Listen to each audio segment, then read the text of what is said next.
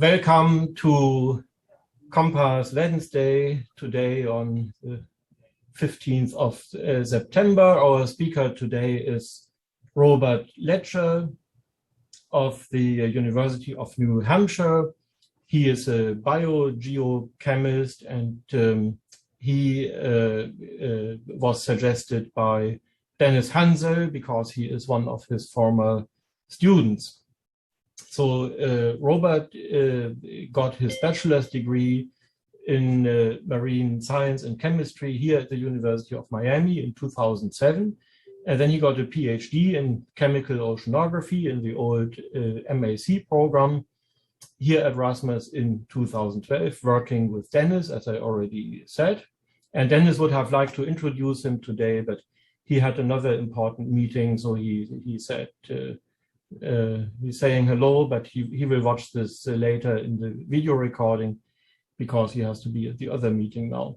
So after completing his PhD here, Robert went to the University of California, Irvine, as a postdoctoral researcher from 2012 to 2016. Then he was for a short time a visiting scholar at Scripps in 2017. Then he became an assistant project scientist at the University of California, Irvine from 2016 to 17, and then an assistant professor at the University of New Hampshire, where he is still now, since 2017. And since 2019, he is also the assistant director of the Ocean Processes Laboratory at the University of New Hampshire. And his affiliation there is in the School of Marine Science and Ocean Engineering, and I think the Department of Earth Science, if I understand that correctly. Yes. He has about 9 publications as first author, according to his CV that I downloaded, and 7 publications as a co-author, and several new publications are in preparation. He also is an associate editor of Global Biogeochemical Cycles. So that is a scientific journal, I assume. Yes. And it says April 2021. So was it just one issue, or is it for a longer time? No, it's ongoing. That's when I started. Yeah. Okay, that's what I thought. Okay, that's very good. He has several invited talks, conference participations, and cruises. Of course, we cannot list them all. And so he will talk about non-Redfield marine elemental stoichiometry, its manifestations and why it matters. And I'm not an expert for that. I hope I will learn in the next 45 minutes what it is about. So please go ahead. Welcome to Compass. All right. Thank you, Roland, for that excellent introduction. And I'm glad to be speaking to a fellow hurricane audience. So there are all of my affiliations. Essentially, I'm duly appointed here in the Department of Earth Science, where I'm a teaching faculty member in the Ocean Process Analysis Laboratory. There's a mixture of teaching faculty and also research faculty focused on, obviously, ocean science here at the University of New Hampshire. And so today I'm going to be talking about Redfield. Redfield is referring to a specific biogeochemist from last century that's really influential to the ocean biogeochemical community even today, even 85 plus years after his fundamental work. And we're going to be talking about the elemental stoichiometry. So I'm a chemist. We're going to be talking about elements from the periodic table. And stoichiometry is our way in as chemists to talk about the ratios of in between or how these different elements cycle relative to one another in chemical reactions.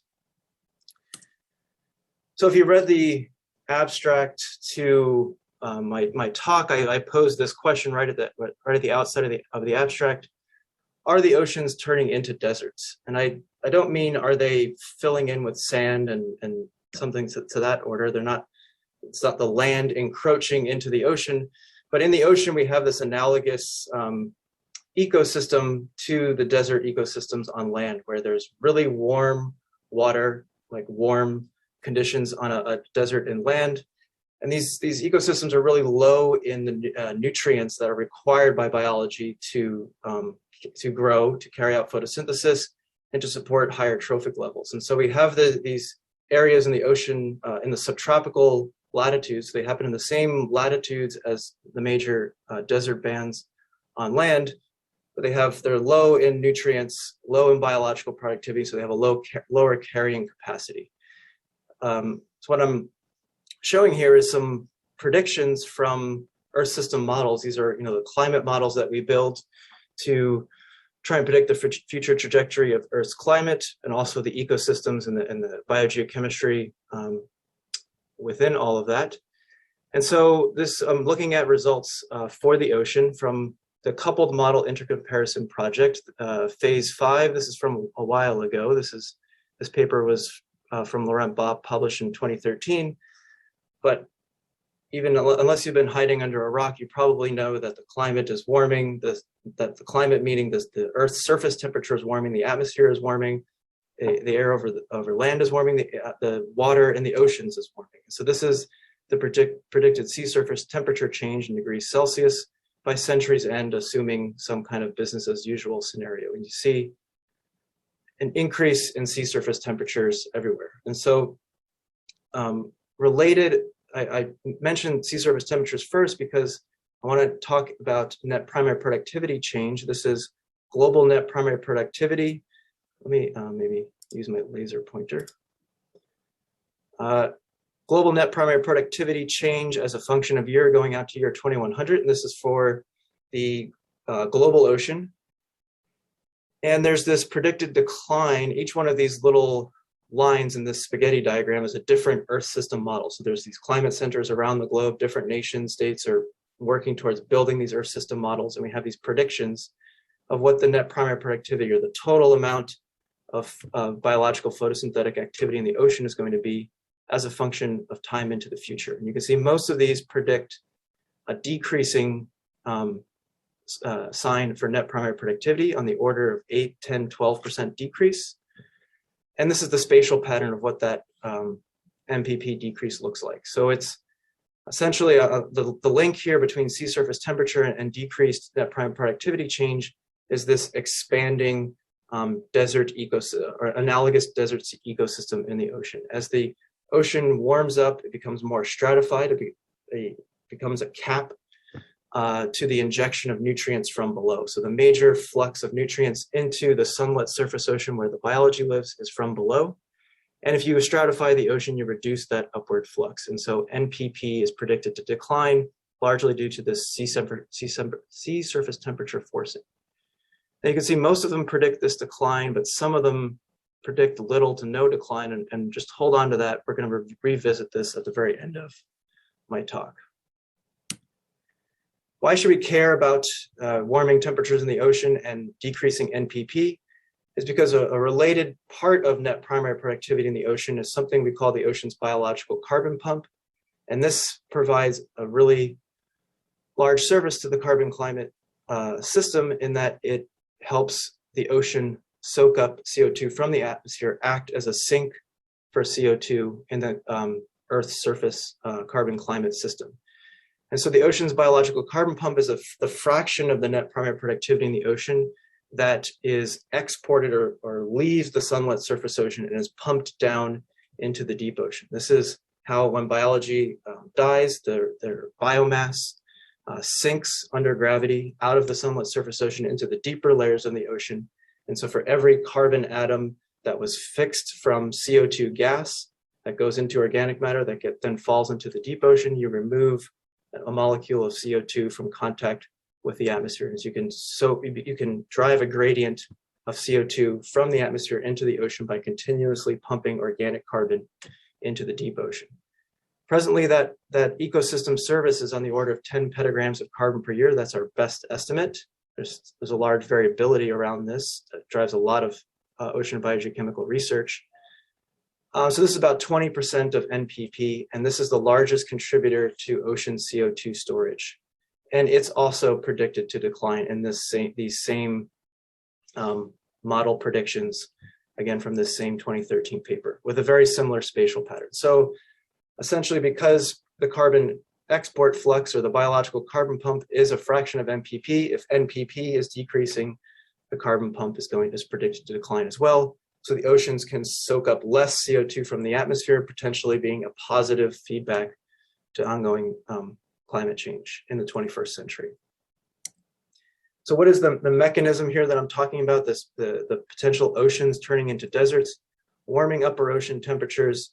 This increases the vertical stratification of the upper water column, decreases the vertical nutrient flux from below. Essentially, there's just this density cap that doesn't allow for, or reduces the flux of nutrients from below back into the sunlit surface ocean where they can sustain biological productivity. So this leads to a triad of effects as it relates to the carbon cycle in the ocean: decreasing phytoplankton biomass, decreasing net primary productivity, decreasing carbon export. So we're worried. This has been the understanding, or the predictions, I'd say, for at least a decade, if not longer, that this mechanism is what we believe is going to happen with ongoing climate change in the ocean and the ocean's carbon cycle. But by the end of my talk today, there might be a new way to think about this mechanism. So just to provide a little bit of character of why the ocean subtropics, or these ocean deserts, or how they're analogous to desert ecosystems on land, I'm showing here surface water nitrate concentration. So this is one of the major nutrients that limits biological productivity in the ocean. And you can see it's low in concentration, these purple colors, in the subtropical latitudes, centered on 30 degrees north, 30 degrees south, in all of the ocean basins. And this is related to the temperature, right? Wherever temperature is higher, we're going to increase the vertical stratification that decreases the nutrient flux into the euphotic zone. And so these areas of the ocean have low nutrient flux, and any nutrient flux that does get up there is pretty much completely consumed because it limits biological growth. So the satellite MPP, this is our estimates of net primary productivity from space in the ocean. You can see I don't have units on here, but the blue colors are lower MPP. So these subtropical gyres here, these subtropical latitudes, have low net primary productivity. And this is an estimate of the biological carbon pump, that fraction of the MPP that sinks out as sinking particles, and again has a very similar spatial pattern. And so the predicted sign here is that as we increase sea surface temperatures, we expand these low latitude subtropical ocean desert ecosystems, decreasing NPP, removing some of these green to red colored spots of the ocean, replacing them with darker blue colored spots in the ocean. So where we're headed today, here's a picture of Dr. Alfred Redfield in 1955. He worked a little bit down the road from where I'm located at the Woods Hole Oceanographic Institution. So are the oceans turning into deserts? Marine MPP and the biological carbon pump decreases with warming climate. The mechanism, we already talked about that.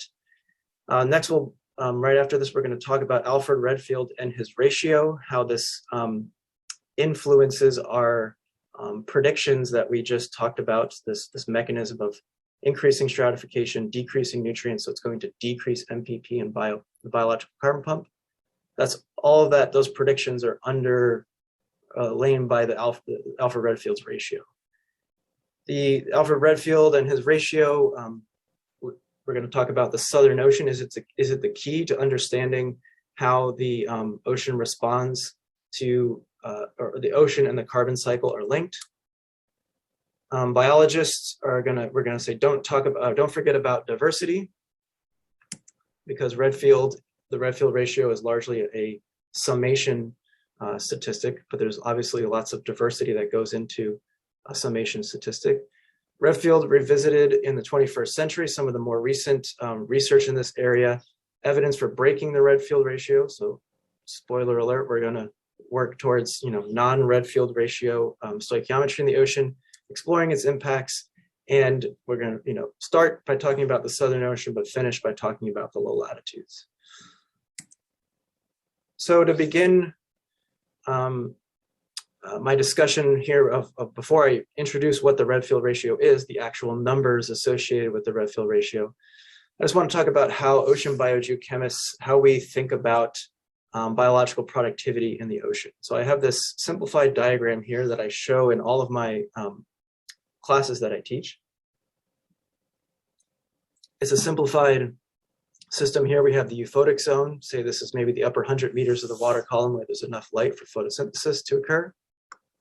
And the mesopelagic zone where there's less light. This is the start of the twilight zone, but this is where there's going to be higher concentrations of nutrients because the nutrients get regenerated from this sinking flux, right? As all of this material, we call it marine snow, as it sinks out of the surface ocean, it gets reworked by bacteria regenerating the nutrients. And so the nutrients are typically located down below, and we need some process to move those nutrients from down here back up into the sunlit surface waters for the phytoplankton to grow. The phytoplankton are there in the sunlight, they're waiting for the nutrients. And so there are many processes that can move nutrients back up, right? You can talk about convection in wintertime, entrainment, upwelling if you're near a coastal or equatorial upwelling zone, diapicnal mixing.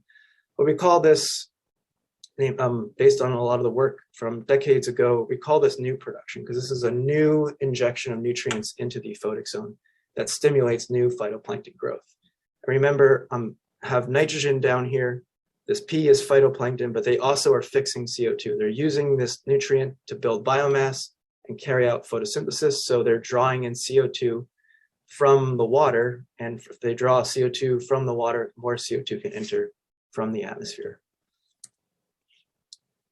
The phytoplankton can get eaten by zooplankton. The phytoplankton cells can sink out of the surface ocean. The zooplankton carcasses can sink out of the surface ocean. The zooplankton are pooping. Their fecal pellets are pumping organic carbon into the deep ocean.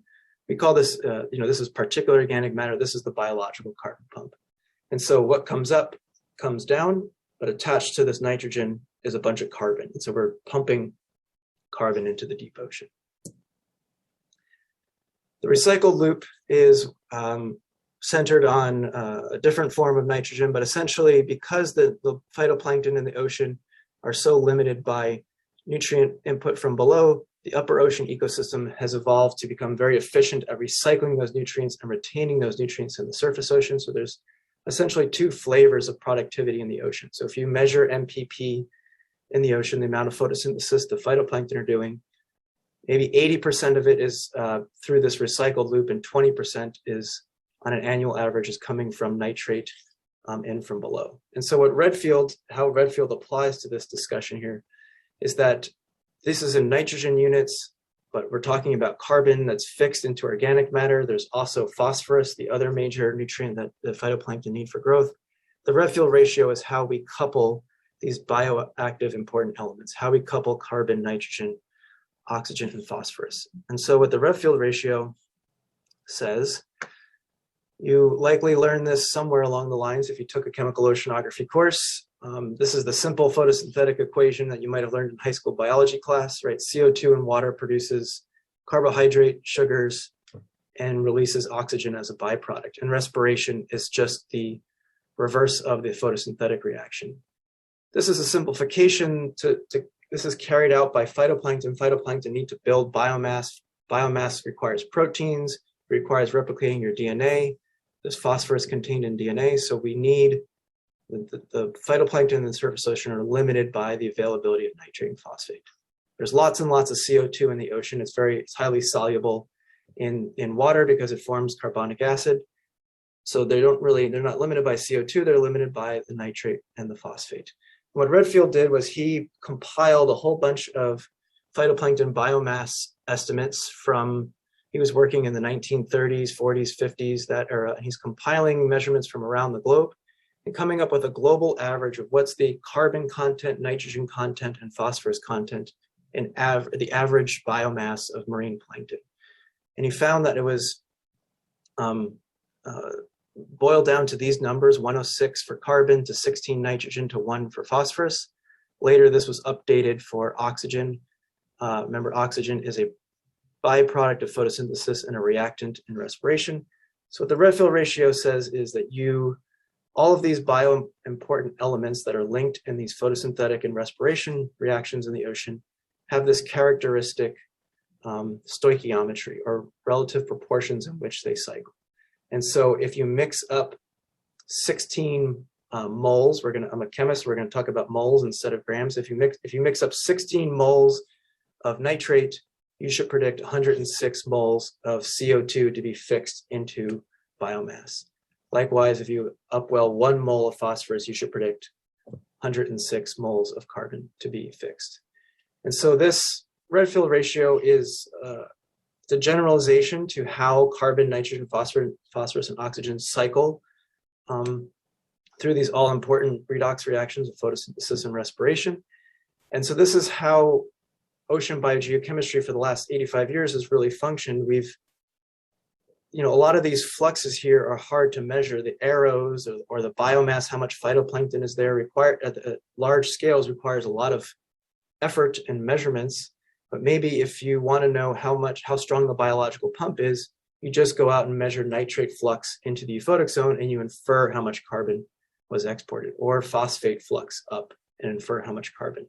And so it's underpinned all of our understanding, I would say, for decades of how we understand how the carbon cycle is linked to nutrient cycling in the ocean.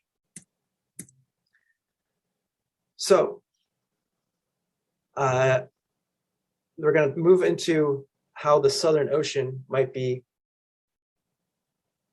We're going to link here the Redfield ratio with global climate through the Southern Ocean. So I'm picking up here, or reproducing here, the surface water nitrate concentration that I showed earlier. And you'll notice that there's these large areas of the ocean that do have a lot of nitrate at the surface, right? This is the surface nitrate concentration. And so it turns out, this puzzled biogeochemists for a while, because I've been telling you that production in the ocean is limited by the availability of these nitrate and phosphate from below. But here we have large regions of the ocean where there is residual nitrate and phosphate in surface waters. It took us a long time to realize that they were also missing another important nutrient in this region, iron. But really what this represents is you could think of the ocean as operating as if you want to think of net primary productivity or the biological carbon pump in the ocean as an engine, it's running as a very inefficient engine currently. There's all of these upwelled nutrients of nitrate and phosphate that aren't being used in the Southern Ocean, in the equatorial Pacific, and in the subarctic latitudes to some degree. And so if we were to use all of these nutrients and attach all of the carbon that goes with that through the Redfield ratio, we could essentially have a much larger biological carbon pump, right? If we used up all of these nutrients, all of the red and orange went to purple, and the ocean was operating at 100% efficiency for the biological carbon pump, we could put a lot more CO2 into the ocean. And so it's estimated that maybe the ocean's only operating at about 60% efficiency, and the other 40% is an inefficient biological pump because we're limited by iron in these regions. So what this means, how this relates to global climate is, well, maybe this is the current picture, but maybe in Earth's past, if we just increase this efficiency a little bit, if we just go from 60% efficiency to 65% to 70%, maybe eventually we're going to be sucking down more CO2, right? Because there's more carbon attached for each extra mole of nitrogen. And so we get to this picture. This is a very influential paper. This is from 1984, the year of my birth. This is a new model for the role of the oceans in determining atmospheric PCO2 from Sarmiento and Tagweiler. And I highlight here we present an ocean atmosphere model. They were working with a very simplified 4 or 5 box model in which changes in the productivity of high latitude surface waters, in this case here they're really talking about the Southern Ocean, and or a change in the thermohaline overturning rate can lead to substantial changes in atmospheric partial pressure of carbon dioxide. So by changing the productivity in the high latitude surface ocean, you can change the partial pressure of CO2 in the atmosphere over this range, which is coincident with the range of, if you go from an interglacial climate like we are in now to a glacial climate, 12,000, 50,000, 100,000 years ago, that change in CO2 concentration, if you just increase the efficiency of the nutrient utilization in the Southern Ocean, you can attach more CO2 to that. You stimulate the biological pump, you can draw down CO2 from the atmosphere and store it in the ocean. And so this Redfield ratio, taking the assumption of the Redfield ratio leads to the prediction that the Southern Ocean is key to our understanding of maybe how we move from glacial to interglacial climates is just changing the efficiency of the biological pump in the Southern Ocean. So Redfield stoichiometry suggests the Southern Ocean is the key. Biological oceanographers might say, this is a very large, at least geochemical argument I've been giving so far. Biological oceanographers would say there's diversity, diversity, diversity, right? The Redfield stoichiometry is a summation. It was a global compilation of phytoplankton and biomass and their average composition of C, average N, average P. So this is the C to P ratio, the N to P, the C to N. This is from a recent review paper showing, right, there's a lot of variability around that, 106 is the mean or the median of that distribution, but there's a large variability around this. And it'd be one thing if the variability was random variability, but it turns out that the variability about this stoichiometry in plankton biomass and phytoplankton is not random in space across the ocean. And this has impacts on how we think about the influence of elemental stoichiometry as it relates to primary productivity, the biological pump, and the carbon cycle.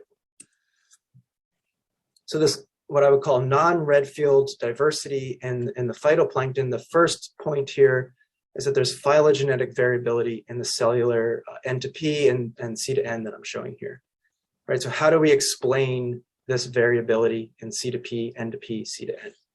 So one is related to their phylogeny, the class of organisms, right? So eukaryotes and cyanobacteria, these are cyanobacteria prokaryotes. This is one of the major divisions in the tree of life, right? The eukaryotes, they're in the blue here, the cyanobacteria in the red. The cyanobacteria just tend to have higher N to P ratios.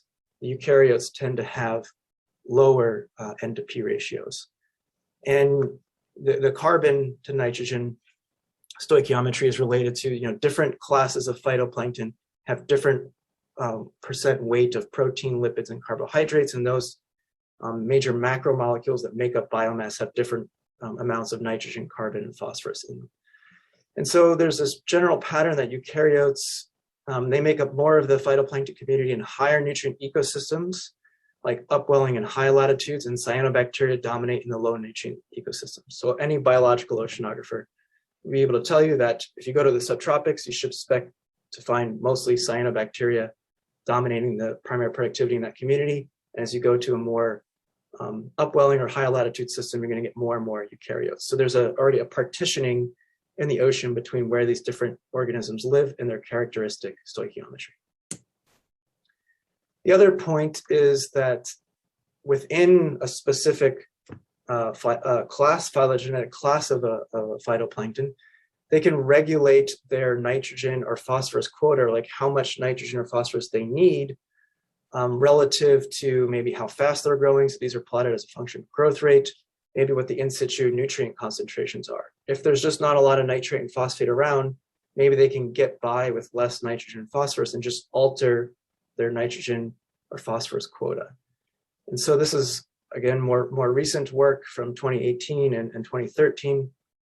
This is showing how some of these quotas vary as a function of growth rate. The colors, I believe, or the colors are whether they're grown under nitrogen or phosphorus limited conditions. But I just want to focus over here on the Sargasso Sea. This is the subtropics in the North Atlantic Ocean. And you can see here Prochlorococcus, Synechococcus eukaryotes on the x-axis, the y-axis is the N to P ratio or the C to P ratio. And you can see that there's large variability amongst these groups. So maybe Prochlorococcus, which is a cyanobacteria, has this horizontal line here is the Redfield ratio for C to P and N to P. So the eukaryotes are much closer to the Redfield ratio in their quotas for C, N, and P. But cyanobacteria have a higher plasticity. They're able to alter their N to P ratio or C to P ratio in different regimes. And what's the difference between the colored and the open circles here are two different latitudes in the Sargasso. The black line or the black dots are further south in a more phosphorus depleted part of the ocean.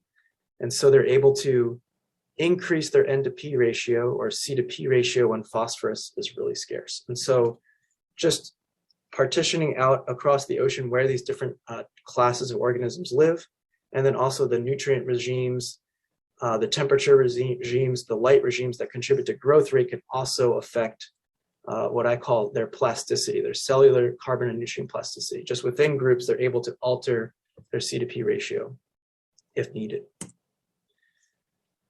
And so just to show you where, this is an estimate from satellite of where these different large classes of organisms tend to live in the ocean. The phytoplankton community composition is consistently segregated by biome. So the picoplankton, the cyanobacteria, these are the really small cells. Their highest abundance in the subtropics, in these subtropical gyres that are predicted to expand. And the nanoplankton and microplankton, the larger things that are eukaryotes, they tend to dominate in these upwelling systems and in the higher latitudes. And so we have this partitioning of small things that are more plastic in their, they have higher carbon they can get by with less nutrients in the subtropics, and the things that are more rigid in there, or maybe closer to Redfield stoichiometry and rigid, have less flexibility to alter their ratio, are found in the upwelling and high latitude systems. So they're not randomly distributed across the globe. And one other thing, we have some more data from Redfield's time to, when Redfield was making these observations, this is the 1930s, the 40s and 50s, we're just starting to get observations of marine plankton. We're getting observations of nutrients. So we can also look in the subsurface and look at the stoichiometry of the carbon dioxide, the nitrate, and the phosphate in subsurface layers of the ocean, and look for this Redfield ratio to also confirm that the things that are the biomass that's produced in Redfieldian proportions is consumed in Redfieldian proportions as well, because we see the accumulation of CO2, nitrate, and phosphate also following this 106:16:1 ratio. This is a recent paper from 2014 predicting now that we have a whole lot more of dissolved inorganic carbon or inorganic CO2 in the ocean and phosphate concentrations in the ocean, can we actually set up an inverse problem where, given given a known ocean circulation, and given the known gradients in DIC and phosphate in the subsurface ocean, what does the export ratio of carbon to phosphorus need to be in the overlying surface waters to best match the observations? And so this model output here, again, confirms what I was largely talking about, where the low latitudes have a predicted C to P ratio in the plankton and the export material that's higher than the Redfield ratio. So remember, Redfield is 106:1. So this is 355, 176, 138. And maybe there are some regions of the ocean where there's less than the Redfield ratio in carbon to phosphorus units. And so we have this pattern here, this global pattern, that the subtropics end up being regions that have a high C to P ratio. They have organisms living there that don't need as much nitrogen and phosphorus relative to the Redfield ratio, and they can get by with less, they can alter their cellular carbon to phosphorus, nitrogen to phosphorus ratio if the nutrients are decreasing. So in this climate change scenario where we're predicting that the ocean deserts are expanding, if the nutrient concentrations or the nutrient flux is decreasing, maybe we're just switching to cyanobacteria with a higher plasticity that can maybe mitigate some of that nutrient reduction, right? And so this idea that I talked about all the way back at the very beginning, that if you decrease the nutrient flux, you're going to decrease the biological pump. It's underpinned by this idea that there's this constancy that no matter where in the ocean and when in the ocean you upwell nitrate or phosphate, you're always going to get the same amount of carbon. Here I'm saying that it matters where in the ocean those nutrients are upwell, because some ecosystems can attach a lot more carbon to those units of nitrate and phosphate. So why is non-Redfield ratio important?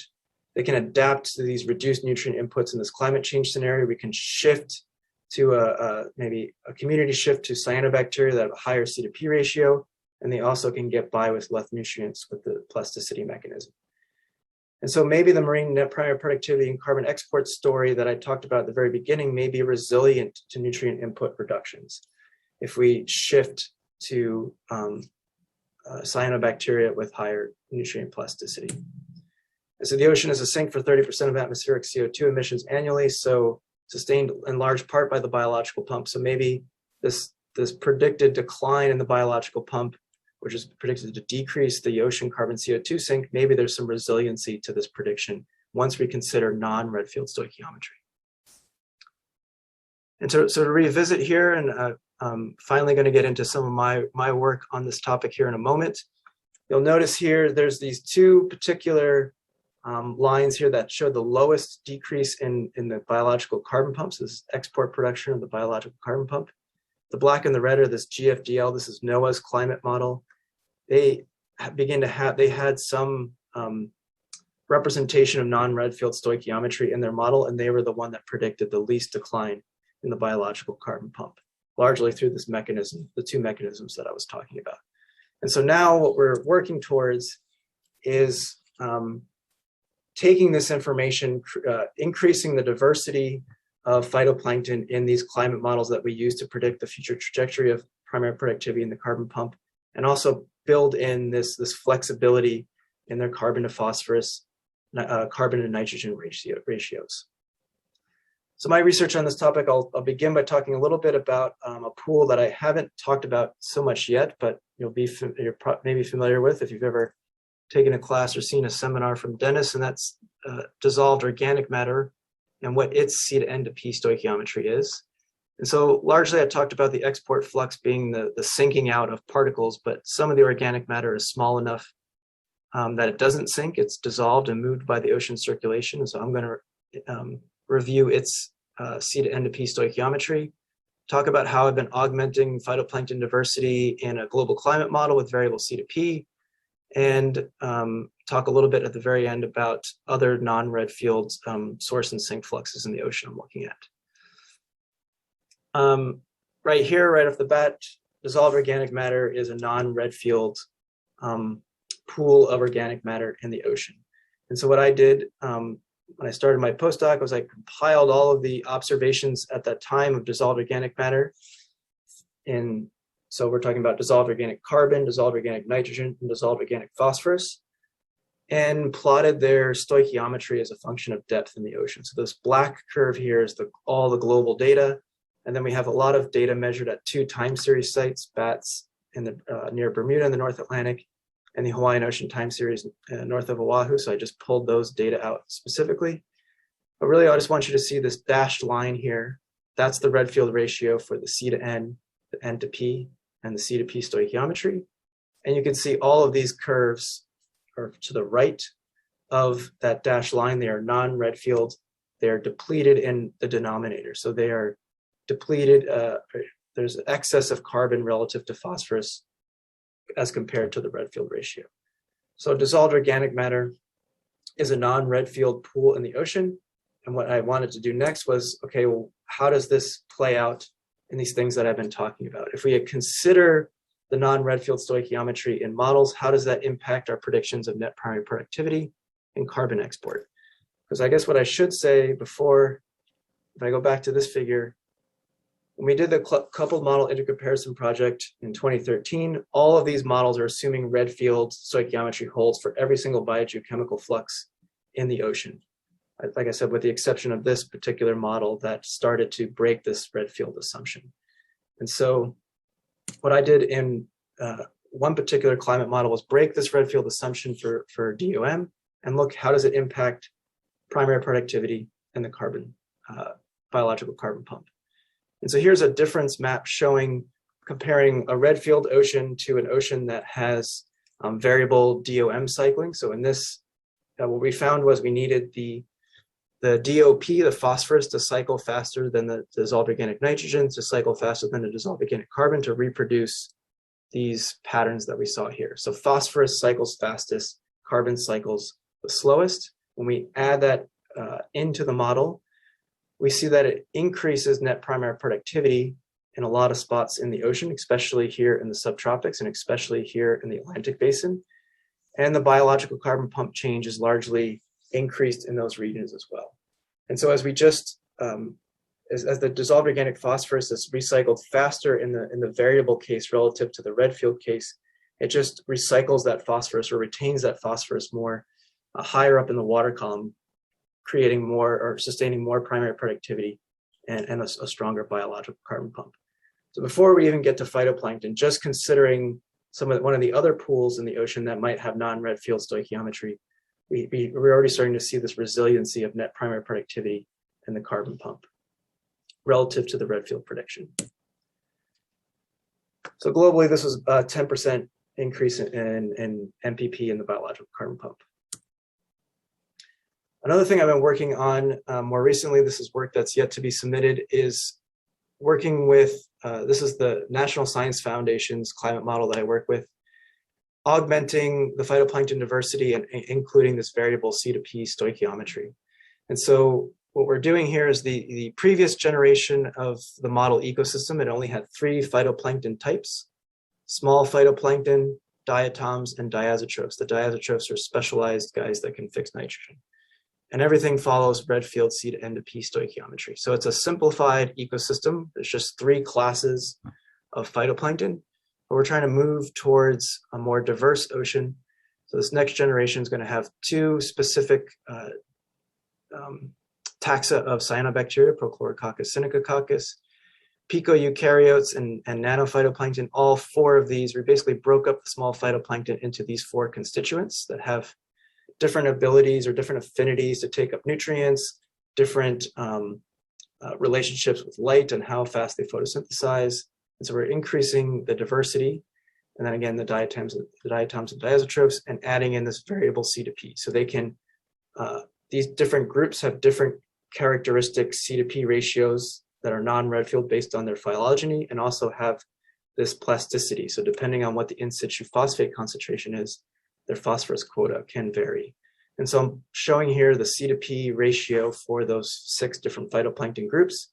And you can see we reproduce this behavior that's largely, I'm not showing the observations here, but observations of these different groups and their C to P stoichiometry corroborate that in the subtropics, we get high C to P stoichiometry observed in these different groups. And the things that are more eukaryotic have less flexibility than the things that are more cyanobacteria have greater flexibility.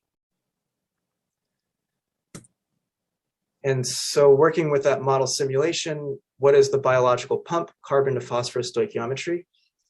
I'm not showing you the Redfield ocean. The Redfield ocean, the biological pump would just be 106 to 1 everywhere in the ocean. But now we have, you see here in the subtropics, we have the global maxima in C to P stoichiometry. And so if we think about this climate change scenario, if we're expanding the subtropical ecosystem, we're expanding an ecosystem that has a high C to P stoichiometry. And so maybe even if we are turning the ocean into desert, we are replacing it with an ecosystem that can attach more carbon per unit phosphorus. And so even though the nutrient flux is decreasing, maybe we can mitigate some of that decrease by just attaching more carbon in the biological pump, and the biological pump can be sustained. And so, again, this is for the present day. We're seeing a lot of that resiliency here. Is a 10% higher MPP than previous, 2% higher biological carbon pump. So essentially there's some resiliency, but we have, what we're working on in the future is now to run this model simulation into the future under a climate change scenario and see how it changes our predictions of the biological carbon pump into the future. And so to finish off and get towards answering my question that I started out at the beginning of today's talk, are the oceans turning into deserts? The importance of the variable C to P ratios of marine plankton on the global carbon cycle. And so this comes from a paper from 2015 talking about how you can change atmospheric CO2 as a function of phosphate drawdown in the low latitude. So they're just isolating out the Arctic and the Southern Ocean. And you just say, as you use more and more nutrients in the ocean, you're going to draw down atmospheric CO2. But there's this kind of this flat line here, right? Because there's not a lot of unused nutrients in the low latitude ocean. Remember, the southern ocean holds most of these unused nutrients. So there's this very flat dependency on if you use more or less nutrients in the low latitudes on atmospheric CO2. And this is the idea that's behind what we talked about before, Sarmiento and Taguail, that the low latitudes don't matter in a climate change scenario. All the answer is in the southern ocean, whether you increase the efficiency of the biological pump there. What this paper was showing is once you account for variable carbon to phosphorus ratios, and now you have a region of the ocean that can attach more carbon per unit phosphorus, you open up that the low latitudes of the subtropics might also have a significant influence on atmospheric CO2 concentrations in between glacial and interglacial climates. Right, so the Redfield says the southern ocean is important. The non-Redfield says, well, don't forget about the low latitudes.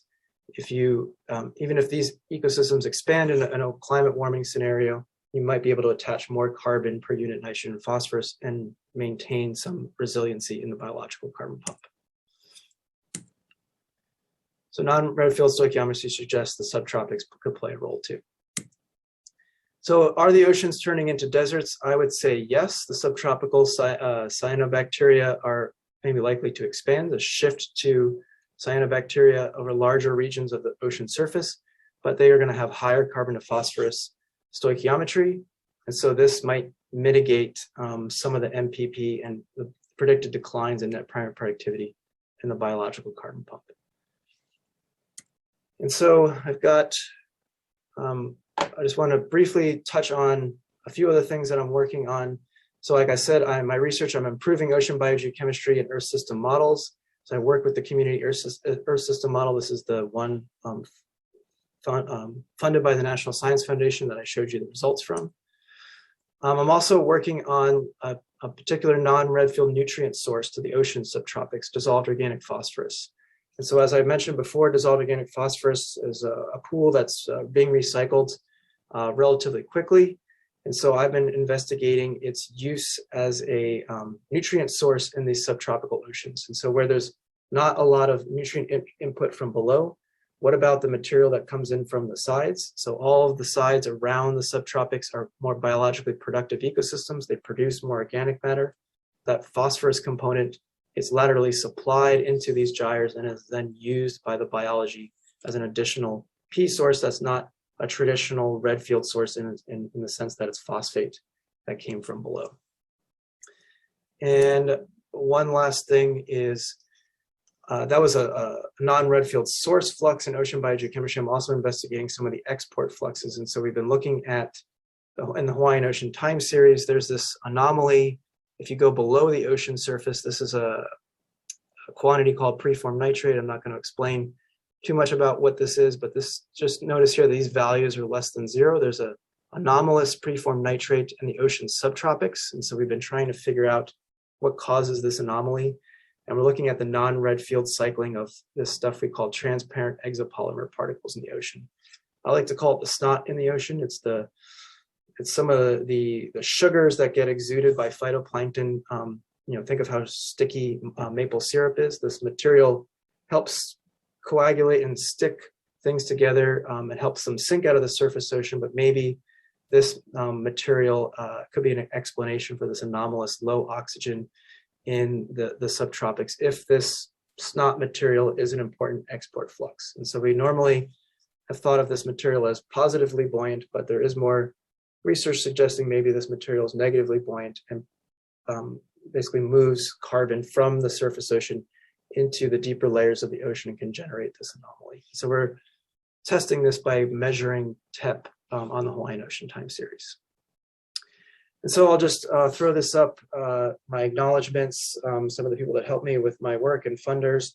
And lastly, I just want to introduce a social media campaign that I run to increase ocean education and awareness. And so on Fridays, I put out a fact about the ocean for a general audience. And so here's the information about that. So with that, I have a few minutes for questions. Yeah, thank you very much. Nice presentation. If someone has a question, please try to switch on your camera and your microphone so we can see you asking your question.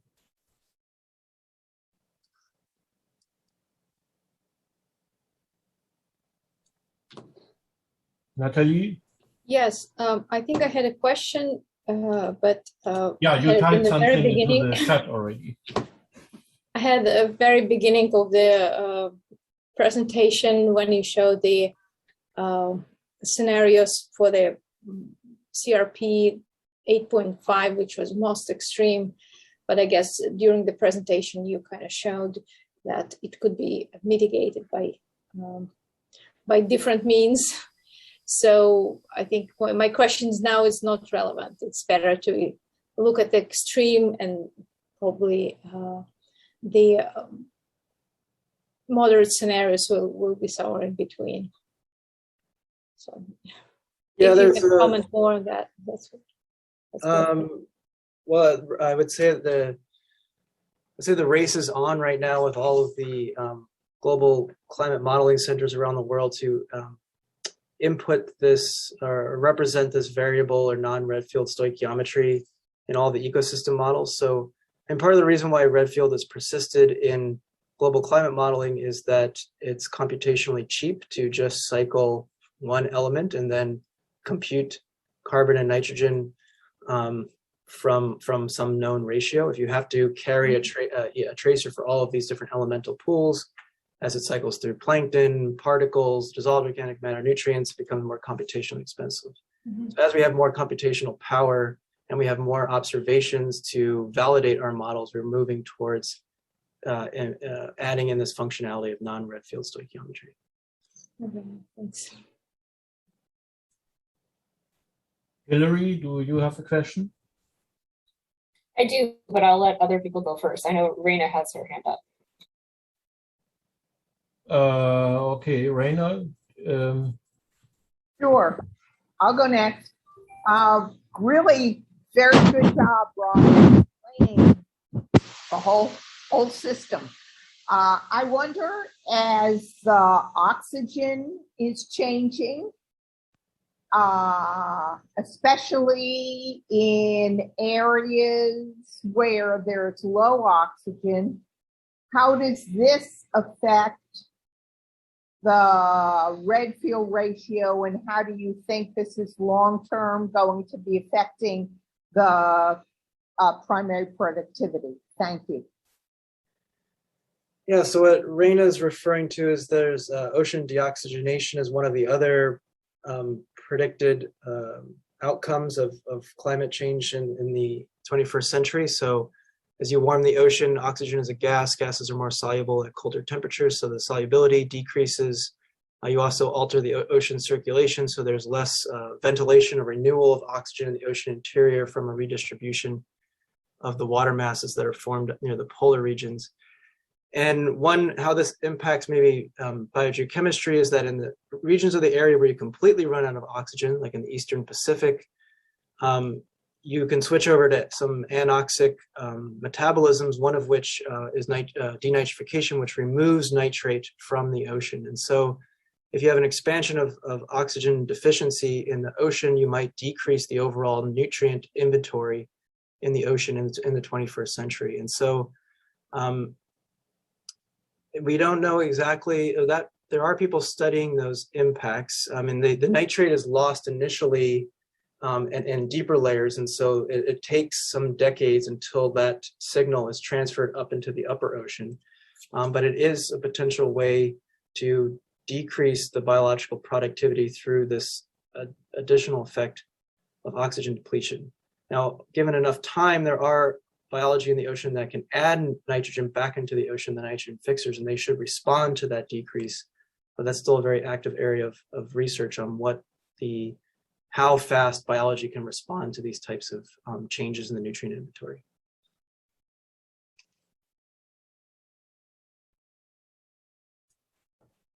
Okay, then Hillary next. Sure. Yeah, great job, Rob. That was a really cool talk, and very well explained also. very intriguing. I have lots on my mind, but I'm wondering what you talked about most in terms of the changes that you made to the biogeochemical model was with the flexibility of just C to P ratios. But the same organisms that are doing that are also tinier. So how does that come into play in terms of the assumptions of the model of how that material is actually settling? I assume that the passive settling of phytoplankton is partially parameterized based on their size. So yeah, I just wanted you to comment on that. Basically, are you getting that extra export despite the fact that the model also is assuming slower settling rates of those high C2P organisms? The short answer, yes. So we are, the cyanobacteria have a lower export efficiency than the bigger things like the diatoms and the nanoplankton are in between. The diatoms are more microplankton in order of magnitude bigger. And so even though the cyanobacteria export or contribute to export less efficiently than the bigger things, because they maybe their flexibility is outweighing that effect, even though they are decreasing, so even though they're exporting less efficiently, they can attach so much more carbon to per unit phosphorus that we're still seeing this resiliency in the globally integrated export flux. Yeah, that's really interesting. What is the main way that cyanobacterial export is modeled? Does it go through the food web and through fecal pellets or aggregation, or? We don't specifically model the microbial loop or any kind of food web in outside of, there's just zooplankton that graze on phytoplankton. There's it's very crude how these things are parameterized. There's just losses from phytoplankton that go directly to the export flux. There's losses from when zooplankton graze on phytoplankton that go directly to the export flux. And these are just parameterized to optimize, we're just trying to reproduce the export attenuation flux in certain regions of the ocean where it's well measured. And we also have to, the major check is that we need to get DIC, nitrate, and phosphate correct in the interior ocean. And in order to get that correct, you need to have, that's the thing in ocean biogeochemistry that's measured the most, or the most well measured. And so the biggest validation on these models usually is our ability to reproduce DIC, nitrate, and phosphate, but we're also trying to reproduce sinking fluxes, biomass patterns, etc. But it's just too computationally expensive to worry about anything higher than, right now we only have one zooplankton. It's in development to have 4 zooplankton. But as you add more and more tracers, and if they all are variable in their stoichiometry, if you add one group, you add 4 or 5 new tracers, and it becomes even more computationally expensive. Right. I have one other quick question, which is, I'm curious I was already thinking about TEP before you mentioned it. I was curious if there's any predictions about like whether TEP production will increase or decrease with the community changes that are expected. Yeah, I think the TEP dynamics is kind of a more frontier, or TEP was first described decades ago, but we're kind of revisiting it now, and how important is TEP and who is producing it more so than others and under what conditions. I mean, one idea of why TEP might be important in the subtropics is that these organisms are getting bombarded by photons, right? They're held up in the stratified ocean and they need to dissipate that energy, and so their photosystems are working, they're producing sugars. Those sugars are exuded, more than they need. The sugars are exuded out into the environment. They coagulate under the turbulence of the ocean because they're sticky.